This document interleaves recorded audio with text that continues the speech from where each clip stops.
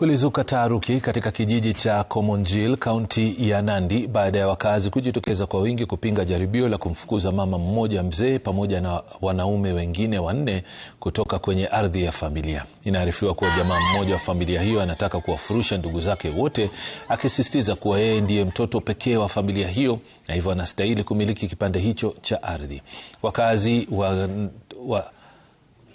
Wakazi wamezitaka mamlaka husika kuingilia kati na kutatua mzozo huo wa ardhi. Sisi tukiwa wa vijiji wa kijiji hii tunajua historia yote ya boma hii. Sasa tumekataa maneno ya kotini. Kotini waliandika mbaya sana. Walisema walikubalia mama ati mama abuguse wa vijana wake. Kwa hivyo sisi tukiwa wana vijiji sisi hatutaki namna hiyo. Hii maneno irudi kwa ground, ambaye as chief assistant mama mitaa wako hapa.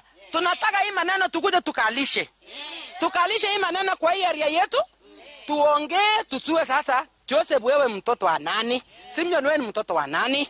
Alafu tuje sasa ambaye mwenye anataka kufukuzwa sasa ni nani? Kwanza kwa wakale sio mzuri, ni laana.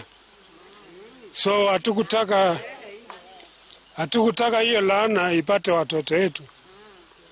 So tulionelea tulie kwa wananchi, waone hii shida tuko naye, hii usito tuko naye, tusaidiane pamoja na tukataa hii laana isiingie kwa hii familia.